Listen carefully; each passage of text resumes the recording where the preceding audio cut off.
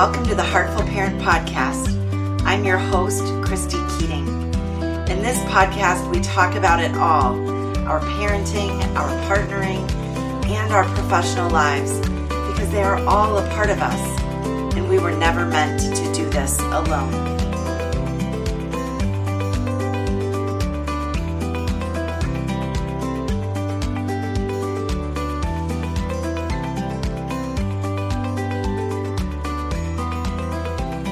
Welcome back, everyone, to another episode of the Heartful Parent Podcast.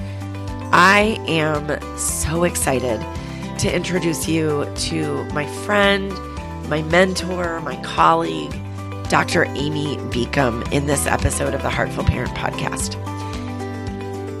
Dr. Amy is the founder and CEO of the Center for Parental Leave Leadership, which is the first full-service consultancy in the United States to focus exclusively on parental leave.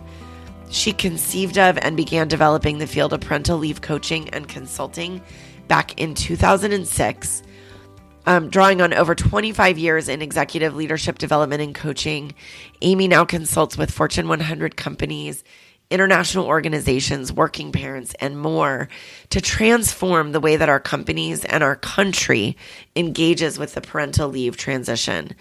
Amy has a master's and a doctorate from Columbia University, where she combined organizational psychology, women's leadership, work and family, and applied anthropology to create all that she has created.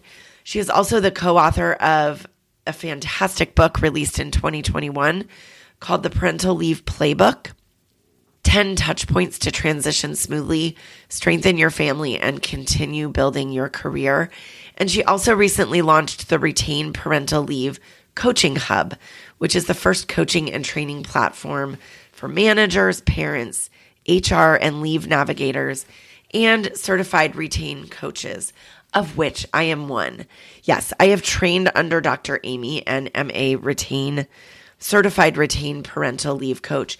And I think you'll hear in this conversation with Dr. Amy that we both get pretty passionate about this, because the state of leave for parents in this country is abhorrent. We are the only developed nation that does not have a unified leave policy for parents. And Amy will talk about that more. You know, just yesterday, I was speaking with a parent, a teacher, and we all know teachers don't get paid very much to begin with. And this woman was telling me that with the birth of her third child, she took only 2 weeks of leave, because taking any longer, if she took leave for any longer, it would penalize her in terms of her pay grade, her retirement package, the number of years of experience she was considered to have, promotion eligibility, et cetera, et cetera. The woman's body isn't even done healing at the 2-week mark after birth. And that just really drove home for me how messed up the state of parental leave here in the United States is. So I hope you'll dive into this conversation with an open mind. Prepare to maybe get a little fired up as well, because it's only that all of us collectively as parents and as employees who can start to change what's happening in our country. Enjoy. Dr. Amy Beacom, welcome. I'm really thrilled to have you here and to introduce you to the Heartful Parent Podcast audience and to talk about all the awesome stuff you do. Aw, thank you, Christy. It is such a joy to be here. I couldn't be happier. Well, as you know, obviously you and I know one another because I got involved in the Retain Parental Leave Coaching Program, but I want to have you sort of talk about let's start from a broad perspective and talk about what is the state of parental leave, like that brings us both here to this conversation. Mm-hmm. You know, how did you get started in this space? And what is the state of parental leave in the United States specifically? Because obviously that's where you and I are both based. And then how does it differ from the way other countries manage this period of transition for parents? Sure. Okay. So I'll take that I'll start with how I got into it, because like all good things, it was personal. Uh-huh. Before I started doing this work, I had been in the executive leadership and coaching field in the mid to late 90s and helped start consulting companies around and doing executive coaching and offsite leadership programs for thousands and thousands of people. And then I went back to school for my doctorate, because what I found was it was really difficult to staff these programs with women leaders. There weren't enough doctoral level women leaders. And I was extremely committed to the advancement of women, and I couldn't do it. My hands were tied. There were not enough people. So I thought, okay, well, I'll start with me and I'll go back and get my doctorate in organizational psychology. So I did, and I thought I would be focusing on women's leadership. Mm-hmm. And when I had my child, I was living in New York. I had my first son sort of late in my 30s, and I had been consulting in New York to large companies and working on my doctorate in that topic. And I really thought I knew what I was doing. I was seen as an expert in work-life balance and women's advancement, all these things. And I was completely blown. I don't know what the right analogy is, knocked off my rocker. Yeah. I remember feeling like the rug had been pulled out from underneath my feet. Yep. Yep. Bowled over with the feather, or, I didn't know what I was doing. I was completely lost. And this was in 2006, so a while ago. My son is 16 right now. Oh, wow. Oh, it's crazy. Then it was just like, oh my gosh, I have a child. I don't have a clue what I'm doing. And you often hear people say, nobody tells you what it's like. People still say that, but it was more than that for me, because I felt a responsibility to change what it was like, because I was coming at it with this organizational perspective and having a personal experience. And so I decided, while literally sitting in my yellow rocking glider chair trying to pump, to start a field. And at the time I was calling it maternity coaching. And now, of course, we talk about it as parental leave coaching and consulting. And I saw it then as a subset of the executive coaching field that I had come out of. So yeah, that's what got me started. And it's taken a very, very long time, because when you start to do something so audacious as create a field, a lot of education that needs to happen, and a lot of learning, myself and everyone around. What does this need? What does it look like? What's the best way to do this? And I started that as part of my work at Columbia. I created a method that was the first evidence-based coaching method to exist for this field. And I've been doing that ever since, with many other things on top of it. I mean, I have to tell you, Amy, the first time that I heard sort of how you started this and your story, and maybe even, I've heard you share sort of some of the personal pieces of just how hard that new parent journey was. And I resonated with that in such a huge way, because I also felt like, as I said, like the rug had been pulled out from under me. Right. And I had no idea what I was doing. It was, in the field that I was in, it was expected that you just sort of move on and keep doing what you were doing. And that wasn't working so well for me. So I love that you turned it into this entire new field and way of supporting people who are also having that experience. Well, I wasn't sure how much, it was worth me sharing some of those personal pieces, but I think it is what you're touching on is so critical, because of the reason I did it.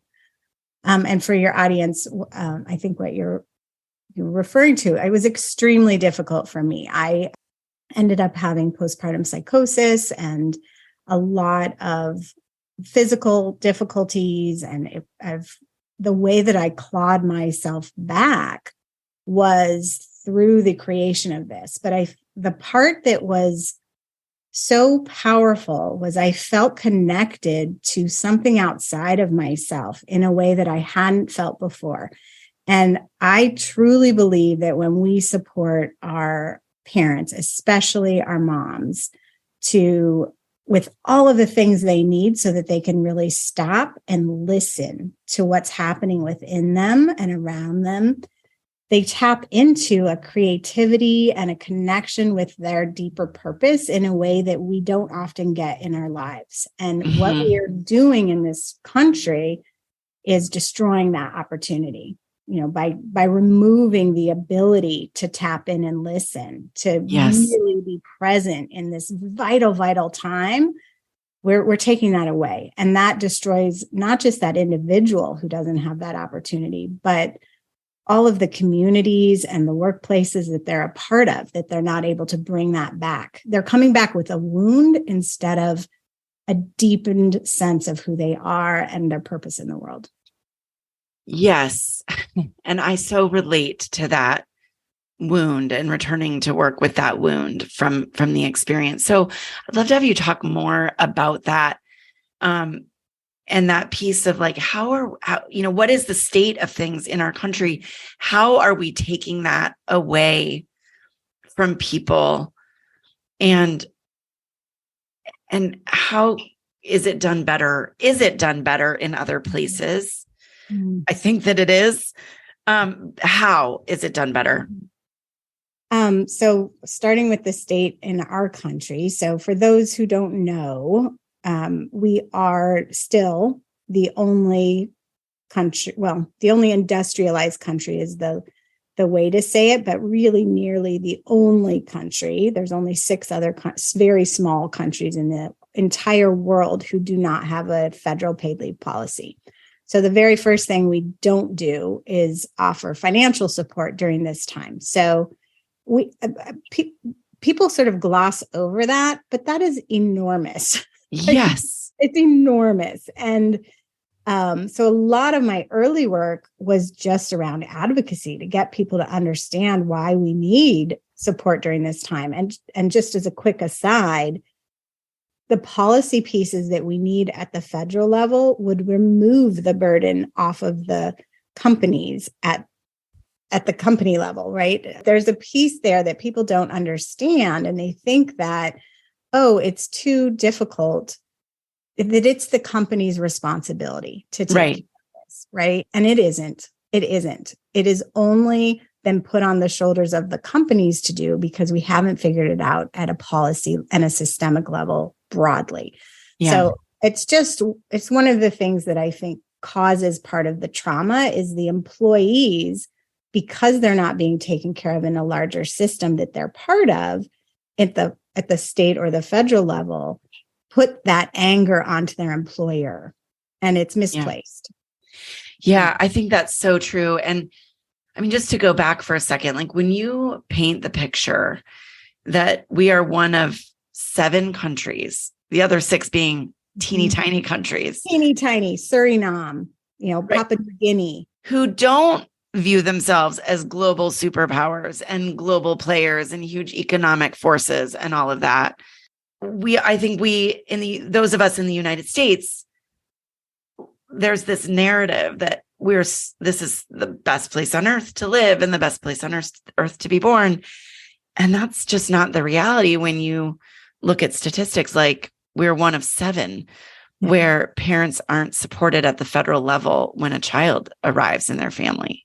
But we are the only industrialized, not one of 7, only industrialized nation. So it's absurd. It's truly, truly absurd. And we only exacerbate the problem by adding states. I mean, we're creating problems while we're solving problems by adding state level policies, because that's what we're doing right now. So that's the state of paid leave in the US. We have 11 states plus DC. Actually, I think we have a new one as of last week, but we might have 12 states plus DC, but I don't know if that last one has been signed yet, in the country who have a state level paid leave policy. which means that, and they're all different. Every single one is different. So imagine being a multi-state employer or being an employer with a diverse workforce all around this country. Navigating those different policies is crazy making. And then it also contributes to the confusion for that parent because they're hearing from friends in different states or that work for a company that has a paid leave policy. Every single person in this country is having a different experience. That was one of the driving forces behind creating this field was how do we create a standardized process and procedure that everyone goes through and knows so that it just becomes the way that things are done. We aren't having to recreate the wheel each time. If we know that, if we have that, if everyone says, oh, I've got these 10 touch points that I need to navigate through during this time frame, they happen to everybody. Then that gets taken off of the mental load, right? We just do it. This is the template. This is the leave action plan. This is the moment when we stop and we acknowledge this part of the transition in this way, right? We have this all laid out. I've been doing this for 16 years, right? Yes. We know what works. And when we do that, then you can spend time where it really matters by turning it into a time of growth and healing, a time of connection. And I'm not just talking about with your baby or with your partner or spouse. I'm talking about with colleagues at work, with your manager, with your team. Like, how do we really use this as a way to weave the fabric of our community and our supports in our lives at that very moment when we need it most, and will continue to need it when we start our families? I love that sort of idea of creating a uniform way that every new parent manages that transition into being a working parent. For those parents who wish to be working parents, right? Yeah. I could hear, I'm sort of imagining what listeners might say. Maybe not the listeners of my audience, but other folks might be saying to themselves, why does this matter? Right? Like, yeah, okay. So we're the only industrialized nation without a federal leave policy. So what, Amy? So what? So what? I'm going to answer it in a couple different ways. The first is by not having that, we're creating trauma within our families at the very moment of their inception. So that is lasting. It leads to divorce. It leads to people quitting their jobs. It leads to child abuse. It leads to suicide. It leads to all sorts of horrible, horrible things if not done well. And that is, it sounds like hyperbole, but the science backs me up, right? This is what happens. For sure. I mean, I'll be honest, like I would probably still be working as a lawyer and not in the parenting space, not working as a coach, had never encountered you, had my leave and the transition into working parent been handled differently. So I'm a full believer because I'm proof of that, right? Yeah, it is just really, really rough. And so that's happening on the personal level. But then when you start to look at what it does to our organizations, our companies, our GDP, it's outrageous. We're the retention of women, if we're just talking about getting equity within our workplaces and leadership that is representative of who we are as a nation, both in terms of women and also in terms of underrepresented groups and minorities, there's no time more than the parental leave transition when those people are being forced out of the workforce. And so it doesn't have to be that way. Do some manager training. You teach them how to have these conversations. You figure out how to use this time as a learning opportunity and training up and skill building in your teams.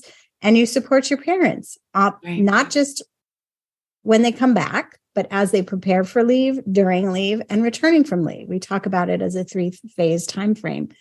So it's retention, it's loyalty, it's trauma, it's bottom line. It's bottom line. When you explain it like that, and I know everybody can have a different opinion, but I sort of listen to the rationale, and yes, I'm in it with you and do this work as well, but I just think it makes such sense, right? It really, it does. When you start to pay attention to it, it's a no-brainer. But unfortunately, we don't pay attention to this time, because it's another time that women are supposed to be having a personal time that you can't talk about. And, first, it's not just about women, right? right. It's not just about birthing parents. It's equally, if not more important at this time in our country, to be talking about the dads and the non-birthing parents. So that's one thing. But because it's supposed to be this personal thing, and even the word leave, it focuses it on the leave. It focuses on the time away, and that this is something that happens in a distance, in an away space, when really it is a very common personal and professional transition that happens over roughly a year of time at home and at work. And when we start to think about it that way, you're like, oh, well, yeah, we have transition plans for different employees at work when they leave jobs and come back. Of course we do. Why wouldn't we? And then you think, oh, well, do you have that for parental leave? Like for a longer transition? Oh no, why would we have that? Yes. Because it's just like any other standardized process that needs to be supported in order to grow and retain and have a happy and healthy workforce. Well, and unfortunately, we still live in a time where parental leave, or as it was recently referred to, maternity leave, is still the punchline of a joke for some of our national leaders. We saw just a few weeks ago, from when we're recording this, Mike Pence make jokes about Pete Buttigieg and his what he referred to as maternity leave, which of course is not accurate and offensive to begin with, and then made postpartum depression sort of the punchline, right? Mm-hmm. So when we live in a country where it is still being used in some cases, and not in all, there are certainly people that are trying to make headway here, besides us. But when we live in a place where there is that, where for some it is still sort of the punchline, what kind of change do we need systemically? Because it strikes me, and correct me if I'm wrong, Amy, but there's change needed at the federal level. Mm-hmm. That doesn't alleviate the need for this coaching model that you have created. It just would better support it. That's absolutely right. And I actually started to I focused on this work with parents and with managers because we didn't have anything at the federal level, and I knew we weren't going to for a very long time. So what can you do in the absence of good policy? You can support people and where they are. And so wonderful if they can work together. Wonderful. Absolutely. But often that policy is not going to be there, and it's only going to make things worse. So they need the coaching support even more. And the retain method, as you know, is a combination of education. It's first of all, it's an acronym. So that might be interesting for people to know what it stands for. Yeah. It's the R stands for relate, and then it's explore. What's going on for them? What's happening in that moment? What's unique to themselves? I'm going to do this in my head. T is next, right? Taylor. Yep. Taylor doing, really making sure that it fits exactly what they need. And then assessing, A is assess. And that is looking at, we have a whole assessment process, and the only evidence-based parental leave transition assessment that exists. It comes with you fill out the survey, all of these questions, you get a 22-page report that helps you identify your assets and liabilities, what's working for you and against you during this time frame, so you can really target your limited attention on those things that are going to give you the greatest results. where am I? I, which is what I'm thinking about this as an acronym, is instruct, which is a little bit different than traditional therapy models that might help in this time, right? We're actively instructing. There's action planning, and which is the next one. The N stands for next steps action plan, which is our action planning process. So you're going through this reiterative process, and that coach is holding these in their time with you, in ways that you're not even noticing or having to think about. You just feel supported. You feel like, okay, somebody's got me. I know what we're doing next. They're watching out. They're doing my perinatal mental health screen regularly. They're keeping an eye on me. They're giving me a playbook. They're giving me a way to do this. And while they're doing that with that new parent, ideally, if the manager is up for it, they're also doing it with the manager, because what we don't ever want to do is have that parent think this is on their shoulders to fix, or that they're alone in this. And so we're always trying to work at that systemic level of like, okay, if we can get this manager to have an experiential learning offsite in their relationship during this parental leave timeframe, really, then they're going to take that back in. They're going to do the next one differently. They're not going to make the stupid comment of, oh, how was your vacation? They're not, they're going to know what to do. No, I just love that you explained sort of what RETAIN stands for as an acronym, because, where we started to talk about, in the absence of federal big system change, the creation of this small system change with coaching like this makes such a difference.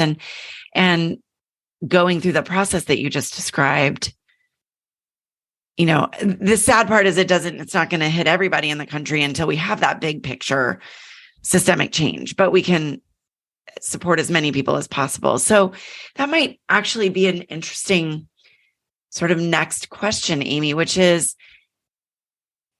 how does having this level of support for a parent, and as you said, we're not just talking about birthing parents, we're talking about non-birthing parents as well.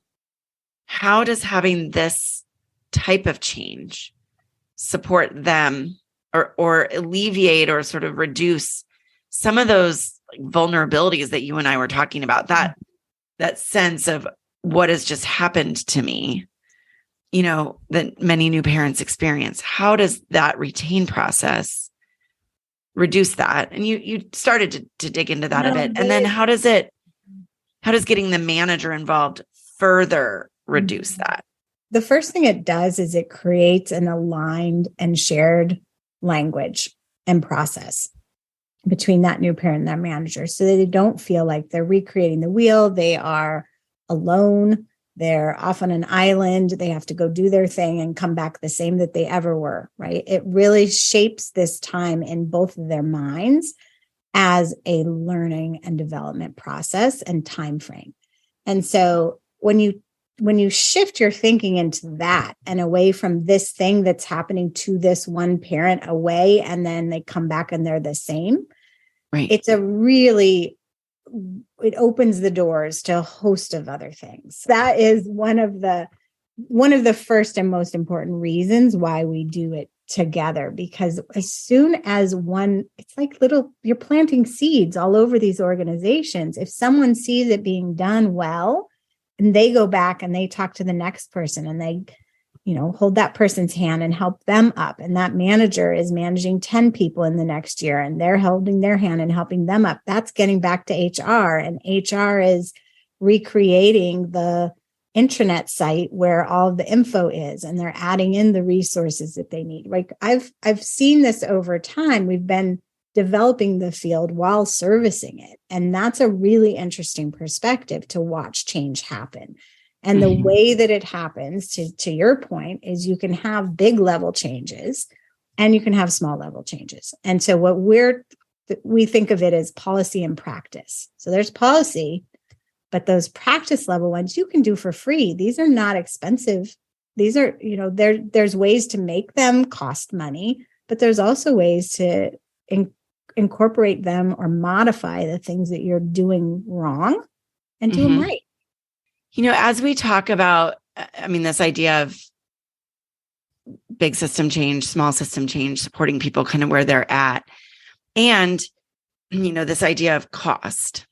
When you promote this or sort of, talk about this from a, look, this just makes sense, for families and for businesses, what would you like to see happen systemically? And I know that's such a loaded, big question.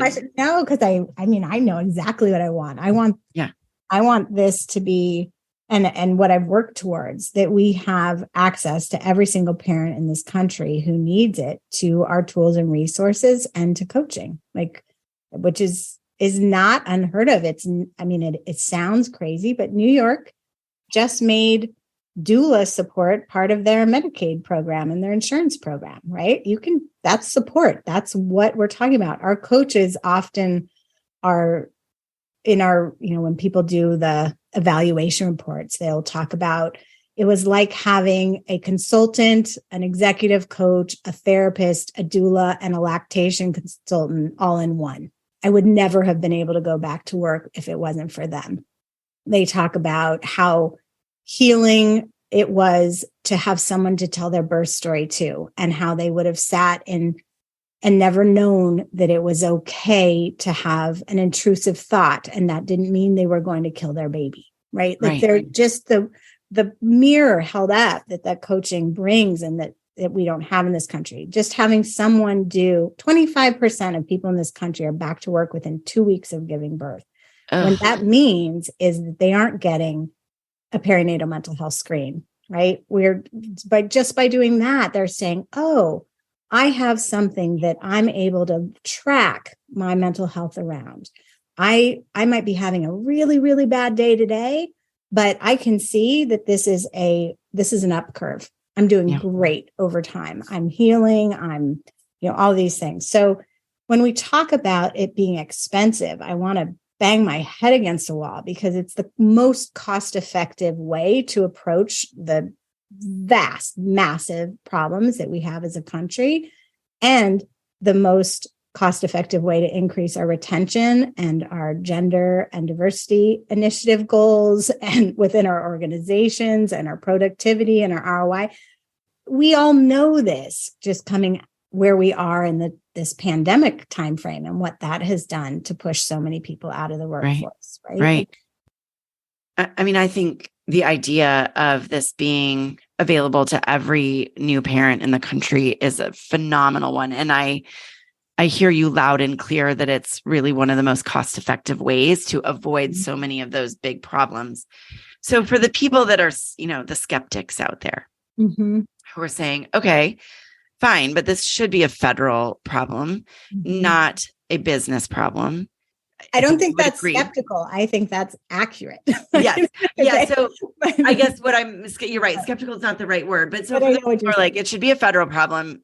And we're like, yes, it should, but it isn't yet, or they are not taking that on. So why should businesses jump in and fund things like parental leave coaching? What are the benefits for they don't have to. They don't have to jump in and fund it. They can be short-sighted and not pay attention to the demographic shifts that are happening in this country and the expectation shifts of the workforce that's evolving. They can do that, but their companies will fail. I'm giving people the opportunity to pay attention to something that will shift how their business thrives in the future. Yeah. And those that choose to recognize that and to do their research and say, oh, what do those demographic shifts look like? What do those changing expectations look like? What do I need right now? How does that compare with where I want my company to be, where I want my diversity and gender goals to exist? What do I want my brand management to look like, right? Who am I trying to attract? Those are all bottom line decisions. That is strategy around a company. It's probably pretty clear to your listeners that I think that the companies that aren't paying attention to that are going to be roadkill. For those people who are listening, who may be in HR, may own a company, who are saying, yeah, you're right, Amy, this makes sense to do this. How would a business get involved or get engaged in this process?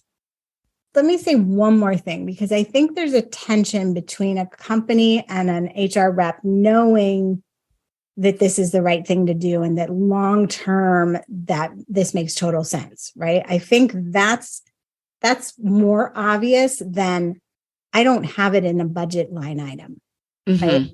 That's a different concern. And usually people are in positions where those bigger questions of strategy and direction for the company are outside of their control, and they're just having to put them into play, and they're working within constraints that are horrible.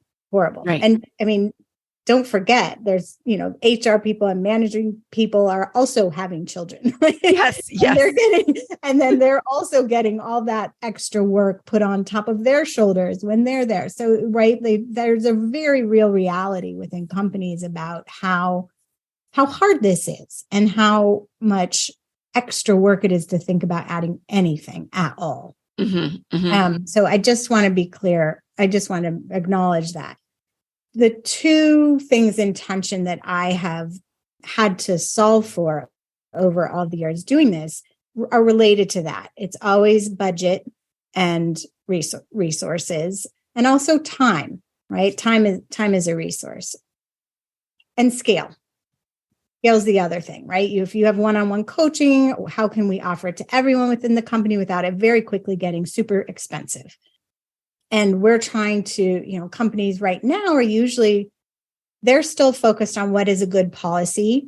How do we make sure that that's a gender neutral policy? Maybe we're expanding a 6-week policy into a 12-week policy. Maybe we're going from moms to dads, right? Their budget and their mind frames are still on policy, which is where it does need to start in many cases. But you can do the coaching with lesser policies too. I have iterated in many, many different ways of how to approach those, right? How do we make it affordable? How do we make it scale? What can we do? And what I've come up with is, and I hope it's the next step in solving this problem, is this membership that we're launching. What we're offering and we'll be launching next month is an entire free community. So to meet my goal of everybody in this country has access to support and tools and resources, I am making my team have the very hard task of creating this robust free community for everybody. Right. Because we need it. We need it. And so we will, for the first time, have a place where every single person, manager, a new parent, or expecting parent, leader can go in and learn about this and get the tools and resources and some individual level of support. Come to live events, do this for free. This is mind-blowing to me that you are able to provide this for free. We'll see, right? Because the way that it's free is if we get also people to join the paid parts of it. Then we have, so those paid parts will look like what we hope is a very affordable, just to give people a sense of cost, because usually they think coaching is so outrageously expensive. We have an entry point of $59 a month. And we usually think of this as a 9 to 12 month time frame that you're working in, as people want to wrap their heads around that. And what you can do then is what that will do is you have your community, you have a live coach doing all of the navigating and responding in the chat, you have live events, you have action planning, you have, all of the different pieces for that. And then if you're an individual or a work organization who wants to offer more, then you get to choose, is it group coaching? That brings your price down. Is it one-on-one coaching? How many sessions of one-on-one coaching? Is it a combo of group coaching and one-on-one coaching? How do you build out in a way that really fits what you need at your organization at that time? And this is all an experiment. As that's the fun part for me of getting to do this, is we get to experiment and see what works. and what doesn't, because we are the only country, and this is a positive, we are the only country that is innovating in these ways because we don't have it happening at the federal. Right. And so it's exciting. We get to find out what works and what doesn't. I love that silver lining, that in the absence of, right, in the absence of policy that would be actually helpful, we have the opportunity to innovate. As we said earlier, even if that policy were in place, this type of support, right? You know, even if there was paid parental leave, which is sort of step one, this type of support would be beneficial wherever you are. Oh, yeah, 100%. The other piece I love about our new program is we have an area that's just for managers, and we have an area that's just for parents, and we have an area that's just for HR leaders. And so they are all getting the same information and language and training, but from their perspective, from what they need to know about it, so that everyone can come back and be like, hey, did you fill out your keep in touch strategy on your tab 6? And then they can say, yes, here it is. This is what I'd like to do. And, it really can work nicely. I love it. Amy, I mean, this is such a big topic. And, we sort we sort of started out with this, like, really feels like a bomb, kind of the idea that we're the only industrialized country that hasn't addressed this problem comprehensively. And then, obviously, that could lead us in so many different directions. And I think this work is so incredibly important. And like you, that stems from my own experience with this. So I know that we could talk for hours, many, many more hours. And I'd love to have you back on the podcast at some point. But in the interest of time, where can listeners go who might fall in one of those categories, manager, HR, or new parent, who are interested in the coaching resources or the membership resources, free or paid, that you've just been describing? What's the best place for folks to track that down? I think it is go to our website, which is CPL, Center for Parental Leave Leadership, the word leadership, cplleadership.com, and then get signed up on our newsletter. And that will tell you as soon as we launch next month, which is on a whole new website with this whole portal. Everything will be on there for that. Yeah, I think that's probably the best. And I also will say, if you're looking for a really affordable way to start and get a sense of what we're talking about and what we're teaching and what we're doing, pick up my book. You can get it at a library for free. You can, order it on Amazon. It's called the Parental Leave Playbook. And it is, again, because we aren't really doing this in this country, it's the first book to offer an evidence-based way to navigate this time. And I wrote it as a coach in your hand. So it will give people an experience of, what does coaching look like? What does it feel like? And I think that every manager and new parent should be given it as soon as they announce to HR that they're expecting. And then it's augmented with the free or the paid membership area of the portal, and you are set. It's like, here you go, solution in a box. Yes. Well, and I have to say, I've read the book. It's fantastic. And it really does make this feel accessible and doable and support, it feels supportive. So we will make sure that a link for that book is in our show notes so that people can remember the name and know exactly where to get it. And Amy, I just have to thank you for being here today, sharing this really important piece, because it's the foundation of all parenthood, right? Oh. When that baby arrives. And I'm so grateful that you took that moment of personal challenge, difficulty, pain, and turned it into something that is and will continue to support so many parents who need it. Well, I could say the exact same thing back to you, Christy. So thank you very, very much. Oh my gosh, parents, I hope you got so much out of that conversation with Dr. Amy Beacom. I learned something new every time I chat with her. She's been an incredible mentor in my life, and I am so grateful to be one of her certified coaches. If you are a parent or you know a parent who is transitioning into that working parent role, whether it's your first child or your fifth child or anything in between, please reach out to me. Please reach out to the Center for Parental Leave Leadership. There is support available. You know, you've heard me say this in the podcast a number of times, but we were never meant to do this alone. And we certainly were not meant to transition from worker to parent to working parent without support. So reach out and join us next week for another fantastic interview on the Heartful Parent Podcast. Thanks, everyone.